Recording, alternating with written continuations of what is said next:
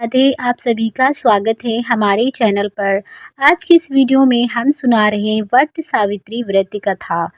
वट सावित्री व्रत कथा सुनने से अखंड सौभाग्य की प्राप्ति होती है और वैवाहिक जीवन में सुख की प्राप्ति होती है। वैवाहिक जीवन में सुख, पति पत्नी के बीच प्रेम बढ़ता है और वैवाहिक जीवन में मधुरता आती है।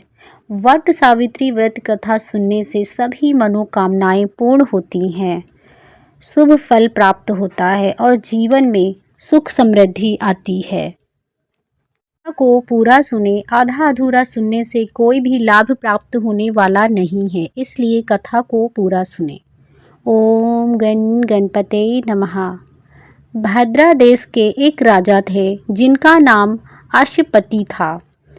भद्रा देश के राजा अश्वपति के कोई संतान न थी। उन्होंने संतान की प्राप्ति के लिए मंत्र उच्चारण के साथ प्रतिदिन 1,00,000 आहुतियाँ दी। 18 वर्षों तक यह कर्म जारी रहा। इसके बाद सावित्री देवी ने प्रकट होकर वर दिया कि राजन, तुझे एक तेजस्वी कन्या पैदा होगी। सावित्री देवी की कृपा से जन्म लेने के कारण से कन्या का नाम सावित्री रखा गया। कन्या बड़ी होकर बेहद रूपवान हुई। योग्य वर न मिलने की वजह से सावित्री के पिता दुखी थे। उन्होंने कन्या को स्वयं वर तलाशने को भेजा। सावित्री तपोवन में भटकने लगी। वह सलवा देश के राजा धूमतसेन रहते थे, क्योंकि उनका राज्य किसी ने छीन लिया था। उनके पुत्र सत्यवान को देखकर सावित्री ने पति के रूप में उनका वरण किया। ऋषि राज नारद को जब यह बात पता चली तो वह राजा अश्वपति के पास पहुँचे और कहा कि हे राजन, यह क्या कर रहे हो? आप सत्यवान, गुणवान और धर्मात्मा हैं और बलवान भी हैं, पर उसकी आयु बहुत छोटी है। वह अल्पायु है। 1 वर्ष के बाद ही उसकी मृत्यु हो जाएगी। ऋषि राज नारद की बात सुनकर राजा अश्वपति घोर चिंता में डूब गए। सावित्री ने उनसे कारण पूछा तो राजा ने कहा, पुत्री, तुमने जिस राजकुमार को अपने वर के रूप में चुना है वह अल्पायु है। तुम्हें किसी और को अपना जीवन साथी बनाना चाहिए।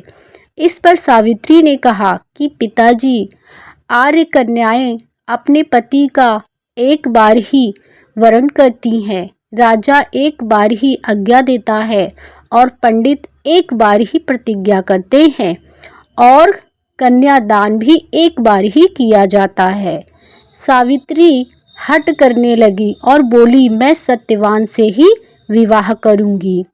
राजा अश्वपति ने सावित्री का विवाह सत्यवान से कर दिया। सावित्री अपने ससुराल पहुंचते ही सास ससुर की सेवा करने लगी। समय बीतता चला गया। नारद मुनि ने सावित्री को पहले ही सत्यवान की मृत्यु के दिन के बारे में बता दिया था। वह दिन जैसे जैसे करीब आने लगा, सावित्री अधीर होने लगी। उन्होंने 3 दिन पहले से ही उपवास शुरू कर दिया।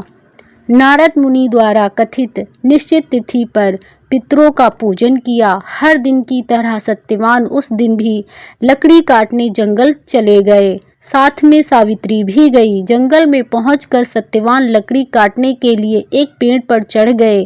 तभी उसके सिर में तेज दर्द होने लगा। दर्द से व्याकुल होकर सत्यवान पेड़ से नीचे उतर गए। सावित्री अपना भविष्य समझ गई। सत्यवान के सिर को गोद में रखकर सावित्री सत्यवान का सिर सहलाने लगी। तभी वहां यमराज आते ही हैं। यमराज अपने साथ सत्यवान को लेने जाने लगे। सावित्री भी उनके पीछे पीछे चल पड़ी। यमराज ने सावित्री को समझाने की कोशिश की, यही विधि का विधान है, लेकिन सावित्री नहीं मानी।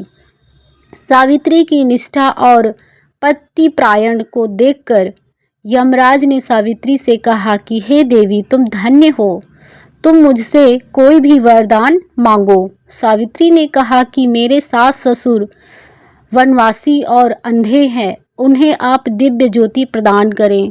यमराज ने कहा, ऐसा ही होगा, जाओ अब लौट जाओ। लेकिन सावित्री अपने पति सत्यवान के पीछे पीछे चलती रही।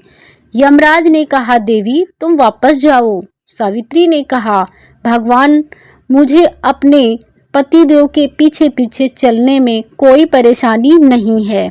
पति के पीछे चलना मेरा कर्तव्य है। यह सुनकर उन्होंने फिर से कहा, उससे एक और वर मांगने के लिए कहो।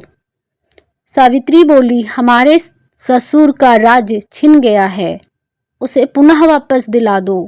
यमराज ने सावित्री को यह वरदान भी दे दिया और कहा, अब तुम लौट जाओगे।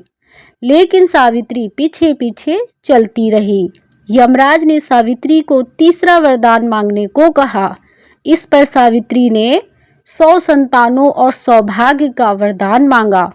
यमराज ने इसका वरदान भी सावित्री को दे दिया। सावित्री ने यमराज से कहा कि प्रभु, मैं एक पतिव्रता पत्नी हूँ और अपने मुझे पुत्रवती होने का आशीर्वाद दिया है। यह सुनकर यमराज को सत्यवान के प्राण छोड़ने पड़े। यमराज अंतर्ध्यान हो गए और सावित्री उसी वट वृक्ष के पास आ गई जहाँ उसके पति का मृत शरीर पड़ा था। सत्यवान जीवित हो गया और दोनों खुशी खुशी अपने राज्य की ओर चल पड़े। दोनों जब घर पहुँचे तो देखा कि माता पिता को दिव्य ज्योति प्राप्त हो गई है। इसी प्रकार सावित्री सत्यवान चिरकाल तक राज्य सुख भोगते रहे। अतः पतिव्रता सावित्री के अनुरूप ही प्रथम अपने सास ससुर का उचित पूजन करने के साथ ही अन्य विधियों को प्रारंभ करें। वट सावित्री व्रत करने और इस कथा को सुनने से उपासक के वैवाहिक जीवन या जीवन साथी की आयु पर किसी प्रकार का कोई संकट आया भी हो तो वह टल जाता है। कृष्णा, राधे राधे। ऐसी ही वीडियो देखने के लिए हमारे चैनल को लाइक करें, सब्सक्राइब करें, कमेंट करें।